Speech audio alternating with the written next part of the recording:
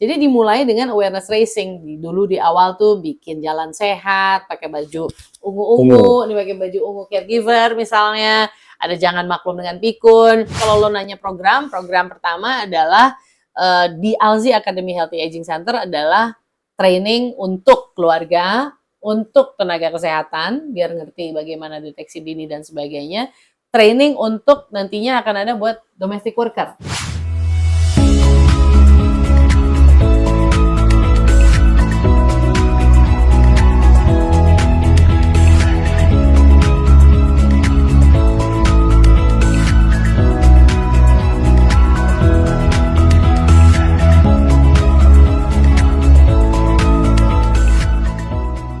Assalamualaikum warahmatullahi wabarakatuh. Selamat siang, salam sejahtera, warabalat semua. Kembali lagi kita bertemu di acara Bisik, Bincang Asik, di podcast tercinta kita dari Great Cat Beat Channel. Ya, kali ini selalu kita akan mengulas kisah orang biasa dengan kisah yang luar biasa. Kebetulan depan saya sudah datang sahabat lama saya dari SMA. Jadi kalau dihitung mungkin lebih dari 36 tahun saya kenal beliau nih. Ibu Dewi Suharya atau kita panggil Diwai. Diwai. Halo, Karbit. Hai. Thanks Wai ya udah mau datang jauh-jauh nih. Iya. Dengan senang hati. Dari Kayu Putih ke rumah gue loh, biasa ke BSD. Ya. Nah, Diwai ini cukup unik. Ya, teman saya yang udah melalang buana. Jadi kalau di jurnalisme sih dari mulai RCTI baru mulai dulu sampai dia pernah mendarat di somehow di CNN di Amerikanya, bukan di Indonesia loh. Luar biasa. Tapi akhirnya dia kembali untuk memilih merawat ibunya dan menjadi founder dari Yayasan Alzheimer Indonesia. Jadi hari ini kita khusus untuk diskusi tentang Alzheimer, Wai. Dengan apa demensia atau orang juga pikun. Nah, kembali lagi. Sebelum Diwai ini teman SMA saya jadi kebayang ya lamanya. umur juga jadi kebayang. Gen X. Nah, sekarang gue mau tanya gini. Kalau definisi itu Alzheimer itu apa sih? Dari situ dulu deh. Definisinya sebenarnya Alzheimer itu adalah bagian dari payung definisi besarnya dari demensia. Ya orang suka nanya apa bedanya demensia sama Alzheimer. Demensia adalah payungnya dan Alzheimer adalah tipe yang paling banyak ada di dunia. Paling umum ya? Paling umum. Gangguan penurunan fungsi otak yang mempengaruhi emosi, daya ingat, pengambilan keputusan, dan fungsi otak lainnya. Hampir semua berarti dong, fungsi otak sebenarnya. Iya. Nah, kalau pikun sendiri? Nah, kalau ngomong demensia atau Alzheimer, orang jadi bingung dan sebagainya. Alzheimer Indonesia, lewat bantuan alumni SMA 3 juga nih, Amalia, Bogel, yang dulu anak Sambawana, gitu ya.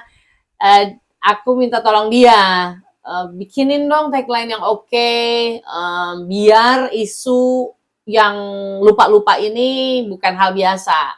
Jadi dia bikin, jangan maklum dengan pikun. Jangan maklum, rhyme banget ya? Nah, luar jangan biasa. maklum dengan pikun. Jadi pikun adalah jangan sampai orang kalau lupa kacamata 10 kali sehari dan sebagainya, jangan dianggap remeh. Intinya itu. Tuh, warabalat. Kalau mulai lupa-lupa, jangan dianggap remeh.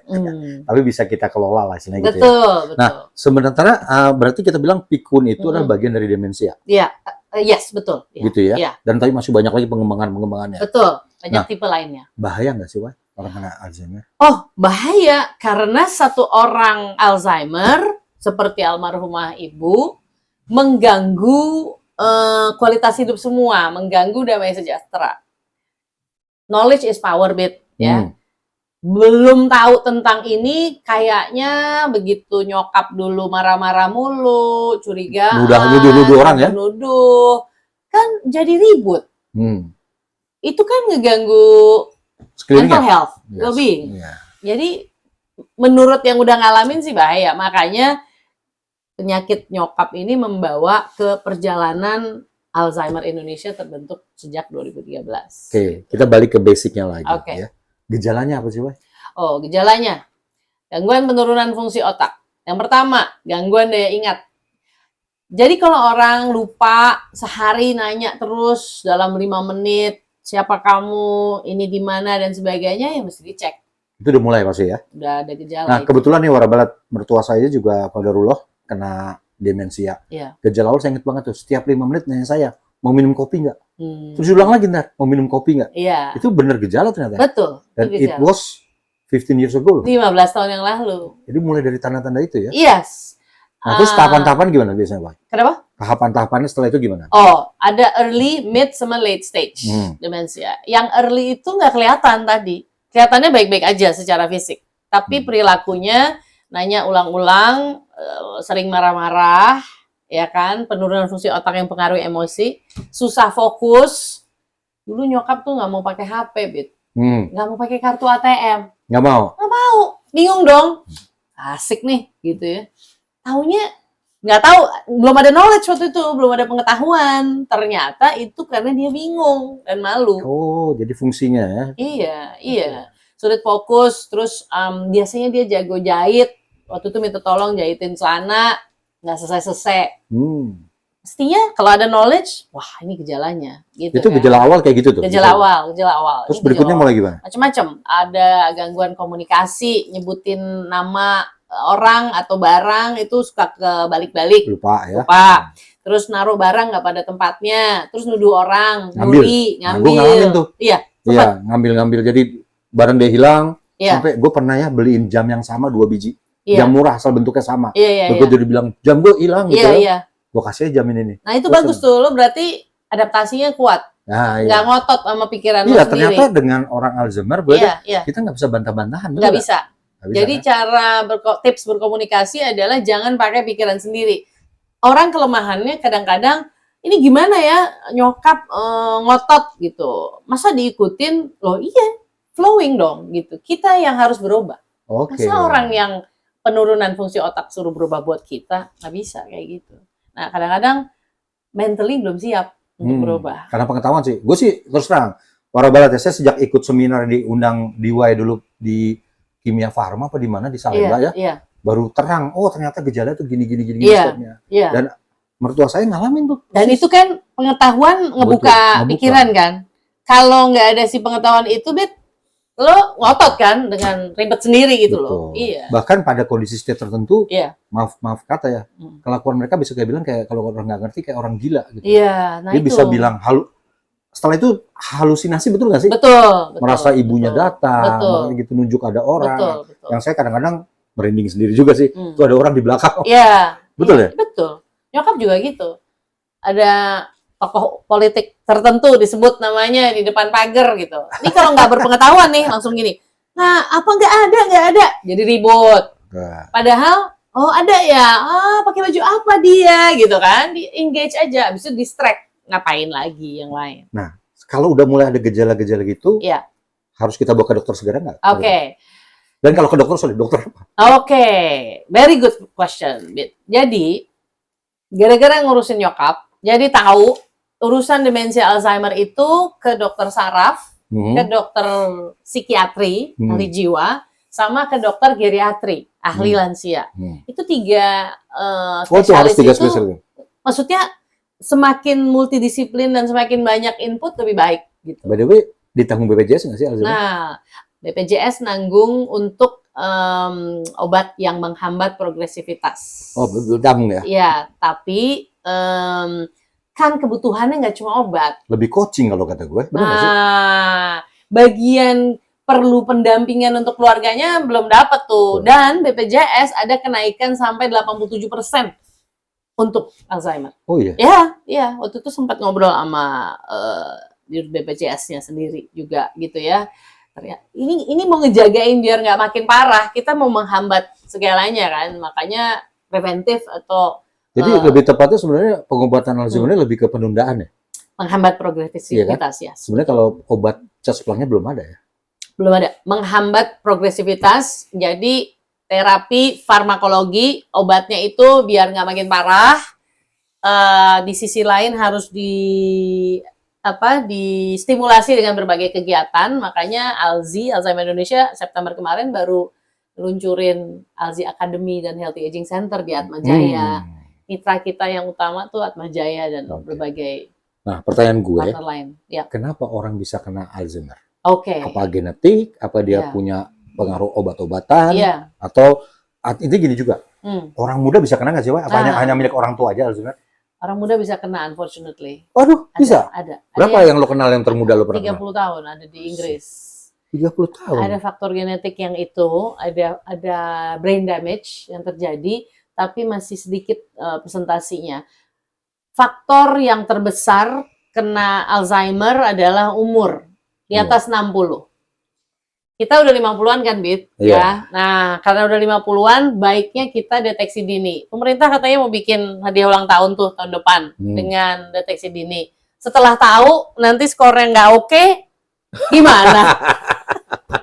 Pakai joki. Nah, gimana? Skornya nggak oke. Ya bisa pakai joki dong, jawab sendiri gitu kan. Skornya ada angka tertentu yang menunjukkan perlu tes lagi, MRI dan sebagainya. Jadi jawabannya adalah obat yang ada hanya menghambat progresivitas, yaitu terapi farmakologi. Sebaiknya dikuatkan terapi non-farmakologi, yaitu lewat Yayasan Alzheimer Indonesia dan berbagai mitra, kita bikin orang demensia nggak di rumah aja, engage, misalnya home visit. Karena sosialisasi penting ya ternyata. Sangat penting, well-being penting, ya. Karena gue sempat lihat mertua ada masa-masanya dia mulai menyendiri, takut ketemu keramaian, benar nggak? Iya, betul, gitu ya. Betul. Kayak ada merasa malu lah apa. Iya, itu benar ya? Benar. Nah, ada, researchnya ada, nanti gue kasih. Kalau menurut lo ada nggak hubungan dengan gaya hidup masa lalunya? Iya. Kalau orang Alzheimer? Iya. Jadi penelitian baru membuktikan bahwa nomor satu cara untuk mengurangi risiko atau mencegah Alzheimer adalah dari lifestyle. Jadi lifestyle termasuk physical activity. Jadi penelitian bilang 30 menit sehari olahraga sama 150 menit seminggu bisa mengurangi risiko Alzheimer sampai 37%. Di Indonesia ada penelitian poco-poco. Iya benar. Iya. Gue pernah dengar katanya salah satu mencegah Alzheimer adalah dengan senam berirama gitu ya. Line dancing kan, serong kiri, serong kanan, harus rame-rame, betul, jangan sendirian gitu. Terus juga ngisi TTS benar nggak bisa? Benar, sudoku dan sebagainya. Benar tuh, orang berat, jadi jangan remehkan TTS ya. Jangan. Tapi generasi sekarang udah mulai nggak laku TTS, betul nggak? Ada wudoku kan? Ya, tapi nggak kayak kita zaman kita dulu. Nggak kayak zaman dulu, benar. Terus lu sendiri, Wai? Iya. Cerita lu bersinggungan dengan Alzheimer yang sampai bikin Yayasan Alzi itu apa hanya karena ketemu nyokap dengan kondisi seperti itu atau gimana? Iya, jadi lu kan ngorbanin karir lo, bener nggak? Iya, ngorbanin PhD gue jadi. Tuh, hampir PhD lo, kandidat PhD. Kandidat. Tapi ya ternyata gue merasa nyokap gue ini memberikan gue berkah yang terindah seumur hidup gue. Iya. Terus 1000 SKS sama nyokap lo? Asik. Asik banget tuh kalau lo turunin jadi ribuan SKS. Waktu itu kejadian, umur gue 40, Bit.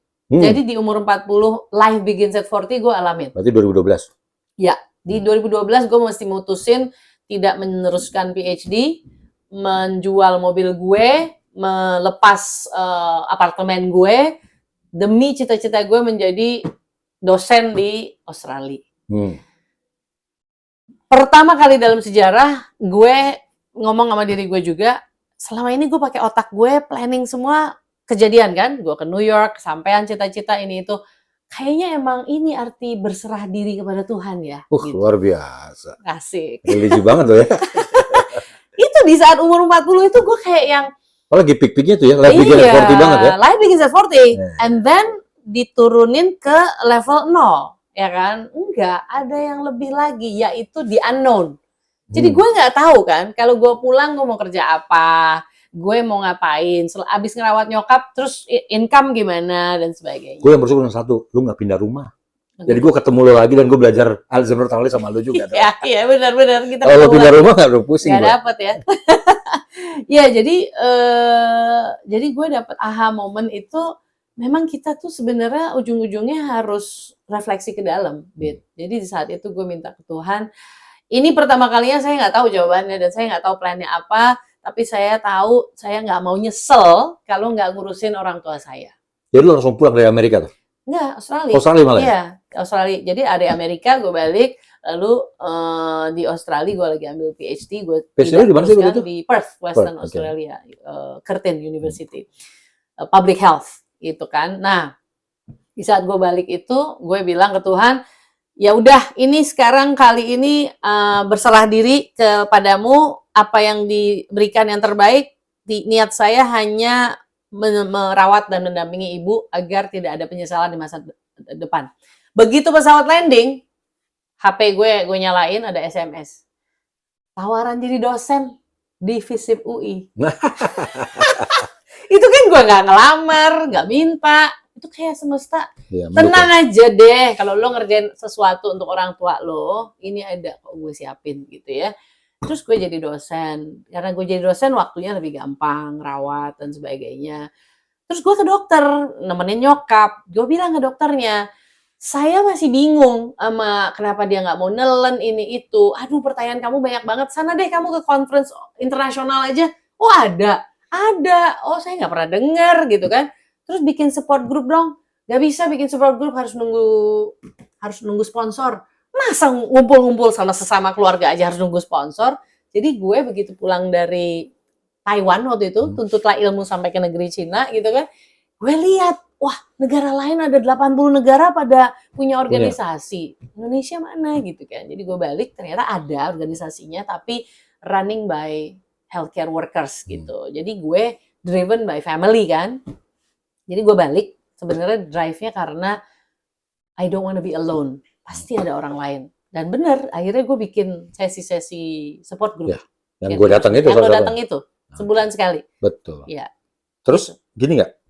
Pernah nggak ya? Lu tau gue, lu kan ngerawat nyokap hampir 15 tahun kali ya? Enggak 10 tahun. Pernah nggak pengen nyerah? Oh.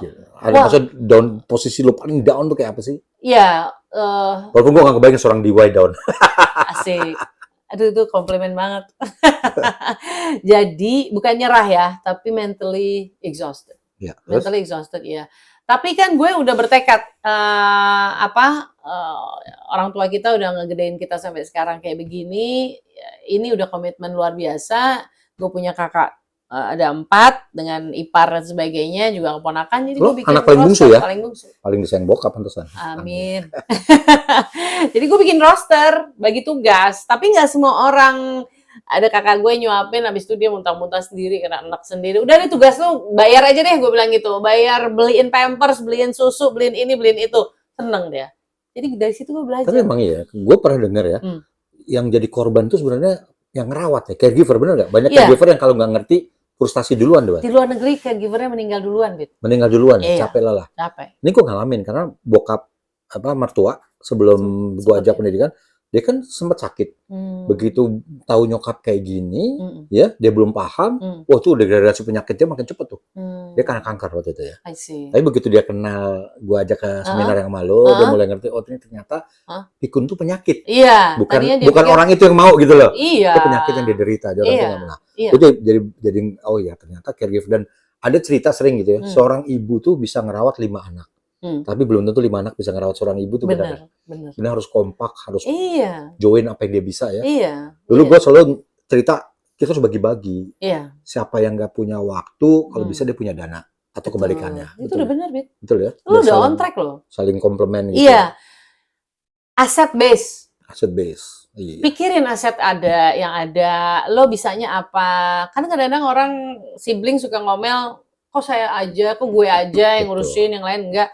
Yang lain itu punya ujiannya masing-masing dan mereka akan ada sesuatu yang membuat mereka bisa berkontribusi apa yang maksimalnya. Gitu saya selalu bilang ke teman-teman, kalau kita mau berdonasi itu bisa 3-4 hal. Kalau punya harta, punya tenaga, kalau punya waktu malah paling penting. Nah terakhir kalau tidak punya pikiran, pemikiran apa. Nah, 4 ini bisa kita donasikan. Nah, dalam ngadepin Alzheimer, saya pikir caregiver grupnya ya, dalam keluarga harus pintar ngebagi 4 ini, betul ya? Betul, setuju. Betul ya? Banget, ya. Jadi jangan diartikan kalau sesama siblings karena dia tidak rajin datang artinya dia less kontribusinya. Enggak. Dan tidak bisa bagi rata juga kalau kata gue. Memang pasti ada yang lebih dekat pasti ya. Benar. Tapi it's nature, right? Yes. Dan kembali you're lagi. On the right track karena keluarga semua saling bantu. Iya. Nah, terus gue juga mau nanya, kira-kira kalau orang mau jadi caregiver yang benar, apa sih persiapannya? Selain join grup lo kalau gue bilang. Karena join grup caregivernya yang di YBK ini luar biasa ngebantu. Banyak knowledge, banyak cerita yang bagi gue, ini kan gue 5 tahun yang lalu. Oh, ini gue 6 tahun yang lalu. Pengalaman baru bagi mereka, di gue episodenya udah lewat. Langkah pertama adalah seek the knowledge, mencari pengetahuan yang bisa membuka mata dan sebagainya. Sebelum ada pengetahuan itu, kadang-kadang orang suka banyak pakai pikiran sendiri, gitu. Betul. Jadi nyalain yang sakit ya kan? Iya. Karena baca buku begini selalu benar. Lo bisa ke www.alzi.or.id. Nanti ya baca di komen ya. Follow, social media dan sebagainya. Jadi sebenarnya ini pengalaman ngerawat nyokap, pengen bilang atau pengen bikin jangan deh ngejalanin yang gue udah jalanin, karena gue sempet kayak capek banget sebelum tahu dia demensia ya. Sama.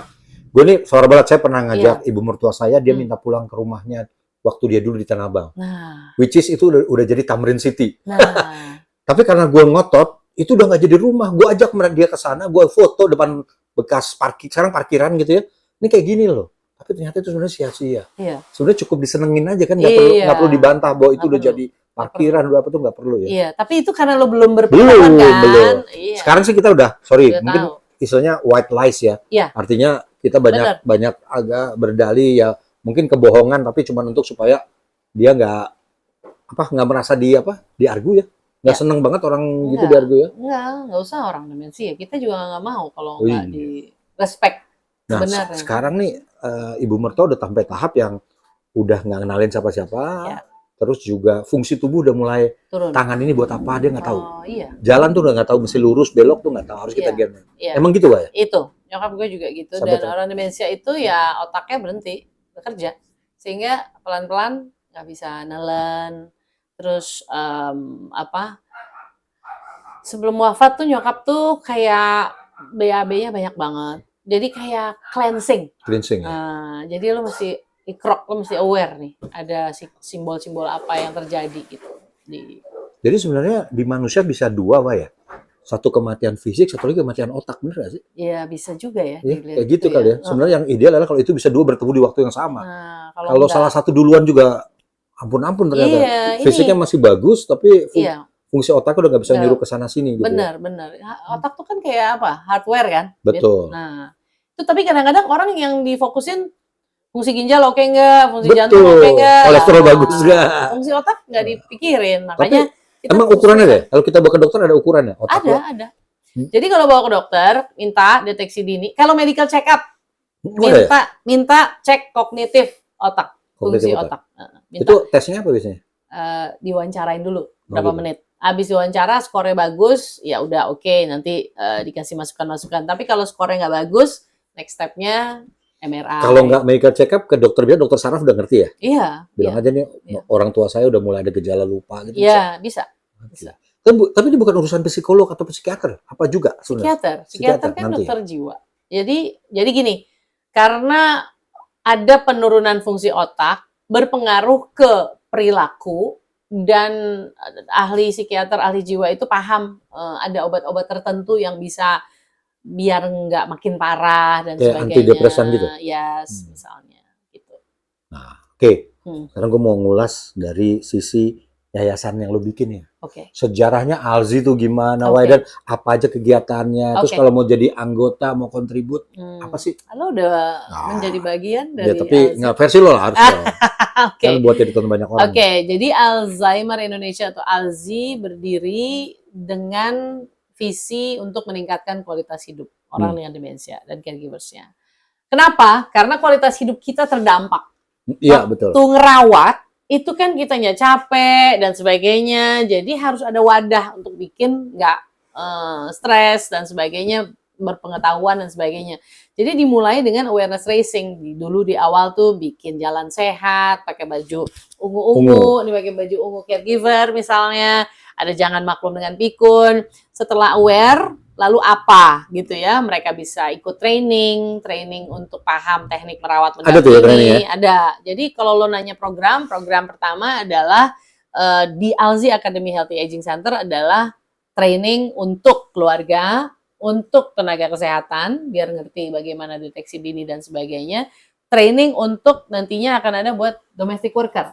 Berarti asisten. dengan ngadain perawat aja nggak selesai sebenarnya ya? Nggak selesai, karena si perawat harus ditrain. Nah, makanya kontak kita biar perawatnya nggak merasa kecil kalau dimaki-maki, atau dicubit, atau diludahin, dituduh dan sebagainya. Nah, kita ngasih training ini ada versi online kerjasama dengan Kementerian Kesehatan di Ayo Sehat Kemkes, tapi kita juga itu gratis tuh. Tapi kalau mau private atau benar-benar ngulik segala satu keluarga bisa training online atau training offline. Nah, tahun depan nanti ada jadwalnya yang kita bisa kasih di sosmed. Gitu. Itu satu training. Tapi untuk caregiver suka burnout, Bit. Burnout. Nah, kalau burnout, teman-teman psikolog bantuin ngecek level burnout stres lo. Ya kan? Jangan-jangan. Lu sempat burnout gak? Oh iya dong. Oh, iya dong. Gue sempat burnout, kurus banget. Sekarang gue udah agak lebar nih, mestinya agak dikurusin lagi. Gue ada temen yang pikir gue ngobat. Oh ya? Lu ini ngobat, rokok, minum. Enggak. Kok kayak orang jangki apa sakit? Oh iya, gue ngurusin nyokap gue. Jadi caregiver, jadi gue lupa badan gue sendiri. Oh gitu ya? Nah, itu ada namanya caregiver counseling. Nah, yang ketiga, kegiatan aktivitas bermakna buat orang demensia. Begitu didiagnosa, hidup tidak berhenti di situ. Betul. Ada kegiatan rutin yang kita akan bikin. Kita udah bikin tahun ini, baru soft trial, tapi tahun depan mau lebih konsisten. Jadi kalau mau join yayasan lu tuh ngapain orang sih? Oke, lo mau join mau ngapain? Mau jadi volunteer? Atau lo mau jadi daftar berbagai kegiatan ini? Atau cuma mau baca-baca ngerti dulu? Ada di YouTube Alzheimer Indonesia, bisa lihat segala materi. Ada caregivers meeting yang didukung juga sama mitra-mitra. Kita bisa saling tukar pikiran, kemarin sesinya tentang musik terapi, gitu ya. Jadi joinnya itu tergantung motivasi macam-macam. Kalau anak-anak muda banyak yang jadi researcher kan, mereka pengen bikin penelitian yang psikologi, yang bahkan arsitek pernah bikin penelitian tentang rumah ramah demensia atau arsitek ramah lansia dan sebagainya. Betul. Sebenarnya yang gue lihat ya, yang penderita juga harus diajak beraktivitas juga ya. Ini dia wadahnya. Gue dulu suka ngajak mertua gambar, ngewarnain seneng banget. Senang. Nah, gambar-gambarnya itu kita pernah bikin kalender, isinya tiap bulan gambarnya mereka satu-satu atau scarf gitu. Jadi kesimpulannya tiap orang punya drive-nya masing-masing. Kalau gabung, tapi wadahnya insya Allah kita punya 2 target audience yang udah demensia dan caregiver-nya punya tempat untuk mendapat jawaban dari kebingungan mereka atau programnya ya, biar nggak sendirian. Target audience kedua buat yang nggak mau pikun, nggak mau kena demensia, kita bikin berbagai training, mereka jadi edukator, jadi instruktur senam, kalau lo tertarik jadi senam otak instruktur, kasih tahu gue, jadi ikutan gitu ya. Nanti di BSD jadi lo yang mimpin gitu, kalau ada RT RW bikin. Tapi mereka kalau mau join cukup hubungin hotline nomor lo? Careline 0811 822 594. Nanti kita tulis di description ya. Nah, kontak situ, nanti Careline tim gue, anak-anak Gen Z, ya milenial, itu surfing banget. Tapi kalau di pemerintahan sendiri, yayasan lo dari seperti apa dianggap mereka? Apa lo masih tetap harus menjual ide ini terus-menerus, nggak berhenti, atau udah lumayan dikenal? Tahun ini, alhamdulillah kita diajak untuk provide konten untuk website Ayo Sehat Kemkes. Jadi 11 tahun kita kenal pemerintah. Berapa persen sih orang Indonesia yang kenal? Pernah dihitung nggak? Iya, 55 juta orang demensia dunia, 26 juta di Asia Pasifik, 1,2 juta di Indonesia. Yang terregister ya? Yang tercatat ya, tapi itu versi angka dari Alzheimer Disease International. Versi yang lokalnya masih terus digali. Gue yakin lebih gede. Pasti. Lo bener tuh, pasti lebih gede. Nah, lo bayangin 1,2 juta orang demensia, ada 1,2 juta keluarga kan? Betul. Terdampak. Kalau lo nggak tahu knowledge-nya gimana? Kalau keluarga itu udah pasti suami atau istrinya kena, anak-anaknya 2 atau 3 kena. Benar. Berarti yang terdampak bisa 5 juta. Nah. Luar biasa. You do the math. Makanya ini pertanyaan balik yang tadi pertama, bahaya. Iya ya. Well-being orang terganggu. Tuh gitu. Emosi bisa bawa ke kantor kemana-mana ya. Gue dulu lagi ngerjain tesis 10 kali ditelepon nyokap. Gue bingung, gimana mau nyelesain tesis? Waktu itu nggak tahu kan? Begitu tahu, yes, langsung siap apapun buat orang tua gue. Padahal tuh panggilan Tuhan melewat nyokap itu. Iya. Kayaknya gitu deh. Dengan dampak yang lo bikin loh. Sekarang berapa anggota Alzi? Nah, kita alhamdulillah YouTube-nya udah sampai 100.000 ya followernya. Alhamdulillah. Terus kita punya cabang di 28 kota. 20 di Indonesia, 8 di luar negeri. Lo berafiliasi dengan yayasan internasional kan? Iya. Apa kita namanya? Member dari Alzheimer Disease International. Gitu ya? Iya. Jadi ada 105 member di dunia, Indonesia salah satunya, dan kita dianggap role model di awareness racing karena kita yang pertama bikin Monas ungu, di bulan Alzheimer dunia. Abis itu semua negara ngikutin, Jepang, terus Qatar. Berarti ungunya mau warnanya Alzheimer? Ungu adalah warna yang berhubungan dengan penyakit otak. Oke. Ya, epilepsi juga ungu dan sebagainya. Kenapa? Meiji Kuhi Binyu gitu kan, ungu setelah ungu apa? Putih kan? Keabadian. Karena ungu dianggap merupakan sesuatu yang memberikan kebijaksanaan. Sama masih misteri. Terus, itu artinya. Makanya gue seneng nih ada ungu-ungu. Iya dong, gue sengajain kali yang ada ungu. Lu pernah dapat yayasan atau lu sendiri pernah dapat penghargaan dari itu tadi acknowledgement as a role model di awareness racing dari Alzheimer's. Terus lu sering jadi pembicara di mana-mana ya? Ya mungkin karena itu ya. Luar biasa nyokap gue. Yakin nyokap gue bikin gue ada di jalur ini. Nah, terus kalau lu sekarang bisa nasihatin anak-anak muda, lu mesti ngapain sih mereka tuh terhadap orang tua lah tanda kutip.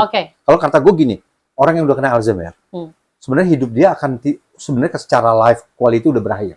Tapi dia hidup untuk orang lain. Artinya orang lain dikasih kesempatan lu ngerawat dia. Betul nggak? Betul. Kayak gitu kan? Kayak lu dapet ladang amal. Dan kita tuh nggak pernah tahu sebenarnya kita akan berakhir seperti apa. Betul. Ada yang dengar kemarin ada artis meninggal mendadak. Ada juga yang kayak mertua gue sakitnya lama, nyokap lo yang 10 tahun. Nah, menurut lu sekarang apa yang lu bisa nasihatin kalau anak muda? Anak muda ya, ngomongin sini ya? Iya dong.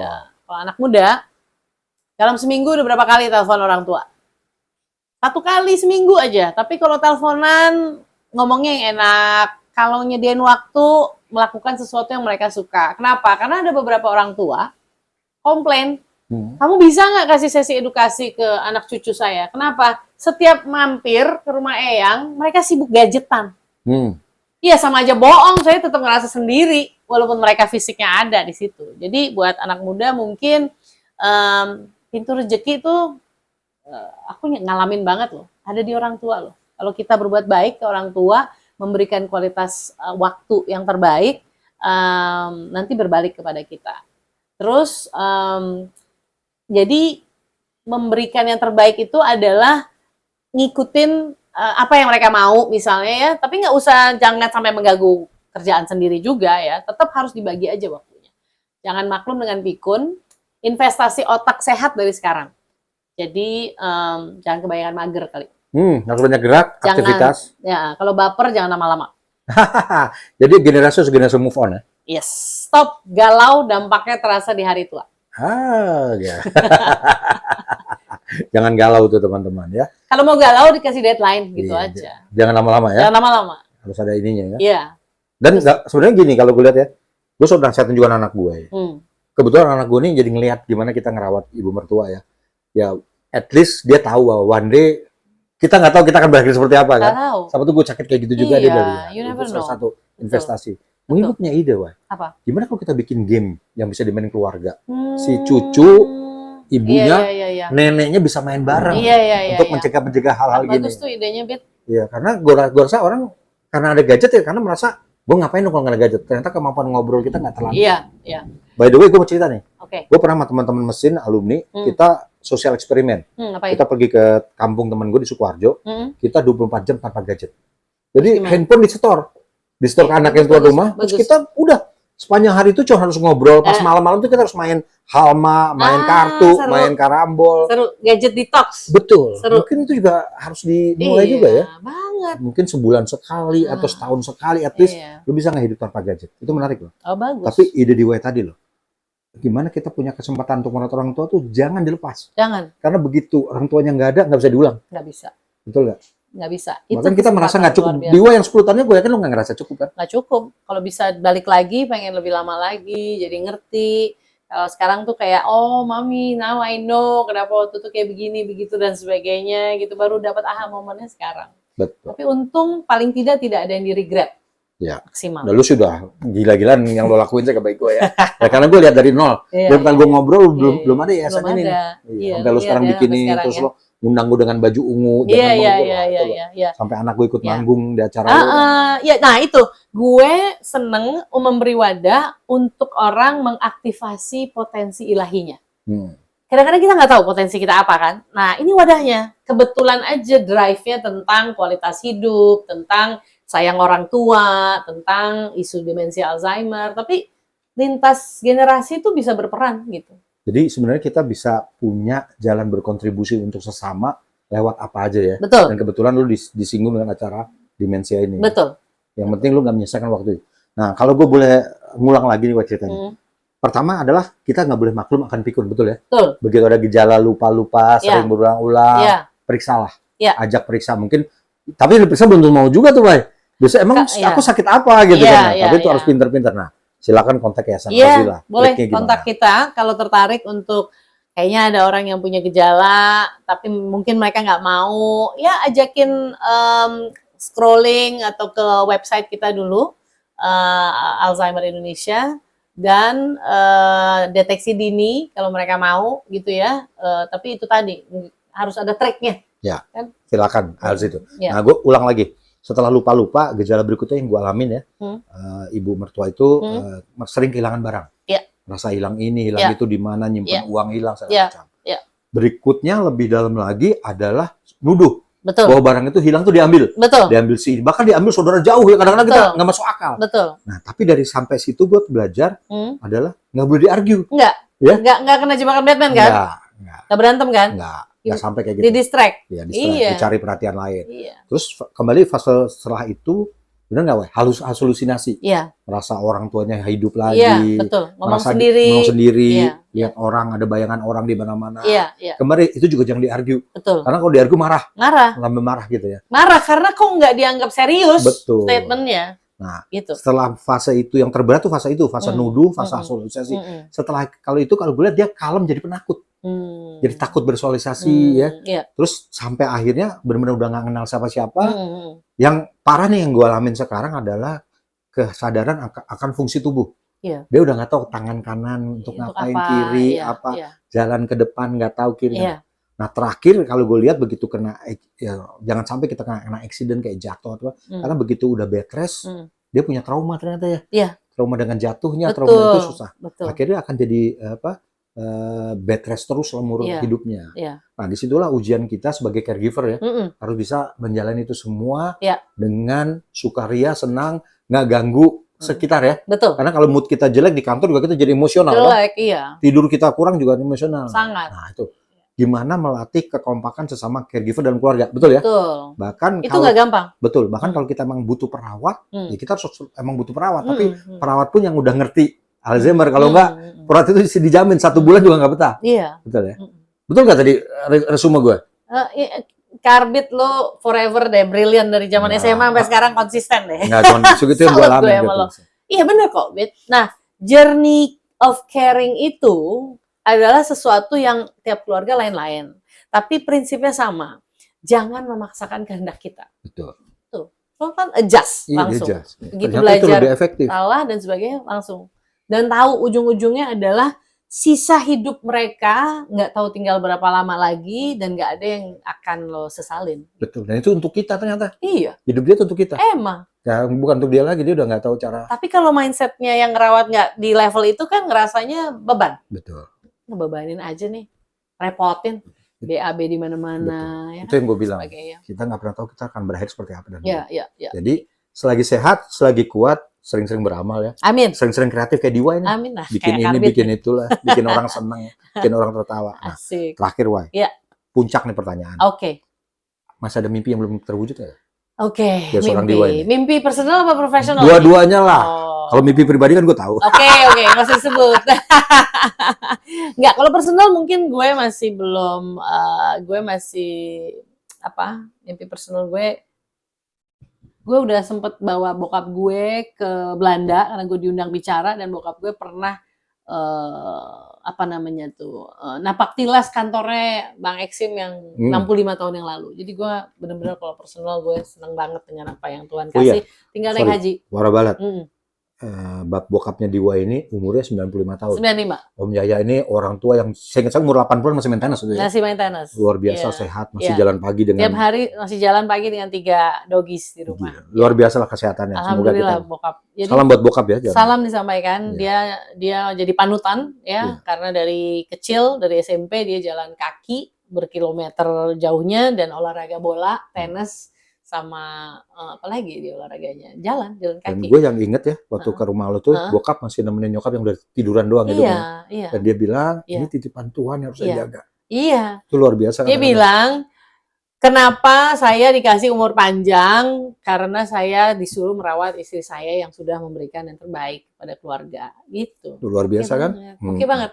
Terus jadi kalau yang mimpi yang bukan personal? Profesional mimpinya sebenarnya, ini PR-nya masih banyak, Dit, di Alzi ya. Karena menurut statistiknya Kompas kemarin tuh 70% orang masih nggak tahu tentang demensia. 70%? Iya. Kan kita masih di lingkup yang kecil ya, yang level nasional data statistik Litbang, karena gara-gara itu makanya Kompas sempat kemarin bantu banyak materi-materi artikel yang keren-keren segala macam itu. Jadi this is an ongoing work gitu ya. Jadi mimpinya sebenarnya center semua program ini untuk siklus kehidupan ini nggak mau cuma di Jakarta, gitu. Di semua kota. Iya lah, apalagi di daerah tuh banyak orang di kampung yang orang tuanya pikun tuh banyak. Yakin gue. Banyak dan nggak terjamah dengan edukasi ini. Ya? Betul, dan makin pengen butuh banyak donatur. Kalau ada space yang bisa dikasih untuk kita bisa memberikan kegiatan kepada mereka, tapi yang berkelanjutan gitu. Ini yang gue sekarang mau kritik juga. Kebanyakan influencer kita ceritanya cuma bagi-bagi duit, bagi-bagi rezeki dipamerin. Coba kalau influencer yang punya jutaan subscriber cerita tentang Alzheimer, tentang apa yang DIY kerjain, waduh, itu impact-nya luar biasa. Iya, amin, mudah-mudahan. Ya, semoga ada yang nonton ini terus tergerak untuk bikin kegiatan-kegiatan. Gue sih pengen dukung banget. Thank you Mungkin banget. yang game keluarga gue tertarik join lah. Oke. Jadi ada peneliti dari Inggris yang bikin game tertentu, nanti gue kasih link ya. Karena gue seneng main game. Lu seneng main game, dan dari dulu kan lo into Toys. Ananta Toy Kingdom forever. Oke, DIY, thank you banget ya. Luar biasa. Tapi you. Teman-teman ingat, jika masih ada orang tua atau nenek orang tua, jangan sia-siakan kalau dia ada gejala pikun, kontak Yayasan Alzi, belajarlah. Karena biar tidak mengganggu lingkungan, malah menjadi amal ibadah kita. Dan yang terkena pun artinya bisa menghabiskan sisa hidupnya dengan menyenangkan. Betul. Nggak cuma argu dimarah-marahin, berantem gitu ya. Kata kuncinya adalah always create meaningful engagement. Tuh, meaningful engagement ya. Nih 1 jam aja tapi meaningful banget. Luar biasa. Reuni kita setelah 35 tahun. Sekalian, jangan maklum dengan pikun. Iya. Dari saya, ingat ya, jangan pikirkan dari mana kamu berasal, tapi kemana kamu mau menuju. Dan ingat, hidup cuma sekali, ayo kita bikin lebih asik. Salah satunya dengan merawat orang tua, banyak kasihkan dan saya bisa berjumpa lagi dengan rekan lama saya DIY, ya. Hampir yang 40 bisa, tahun. Iya, bisa main gitar, bisa nyanyi, bisa mau diajak naik motor, itu yang penting dulu. Bayangin setelah sama-sama, saya ibu mertua, dia ibunya ternyata kena demensia. Dan kita, alhamdulillah udah lumayan mengerti lah cara menghadapinya. Oke, Wai, thank you banget, luar biasa. Nanti kalau kalian bantu jawab ya. Yes, thank you. Thank you. Semua. Wassalamualaikum warahmatullahi wabarakatuh. Bye.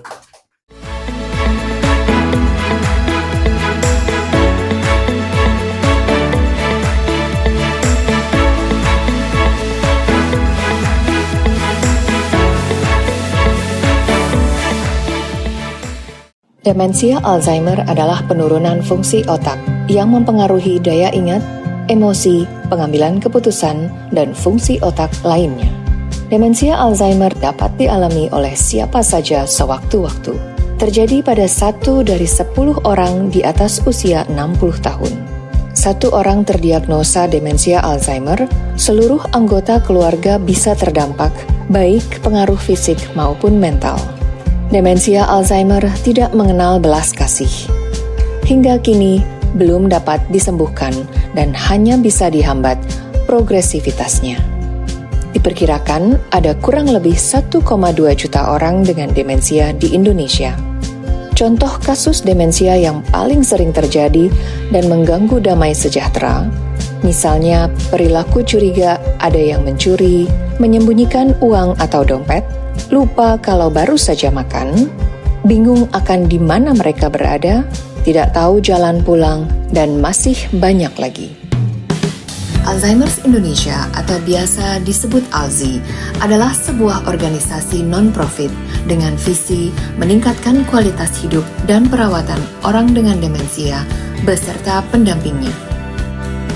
Melalui wadah ALZI Academy dan Healthy Aging Center, didukung Unika Atmajaya dan berbagai mitra lainnya, ALZI rutin menggelar kegiatan seperti deteksi dini demensia, aktivitas bermakna untuk mengurangi resiko demensia, konsultasi caregiver, edukasi dan pelatihan, baik untuk perorangan, lembaga, ataupun perusahaan.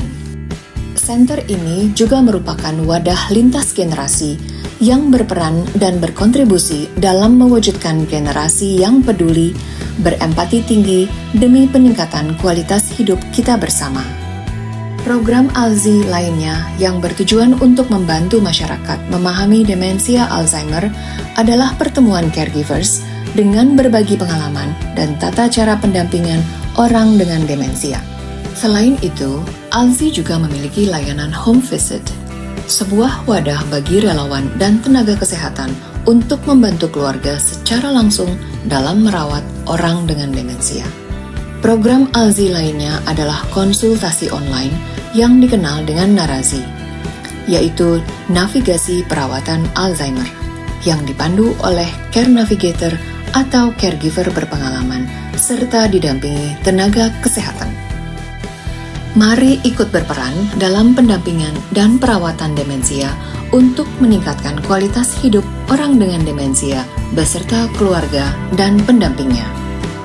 Hubungi Careline ALZI di 0811 822 594.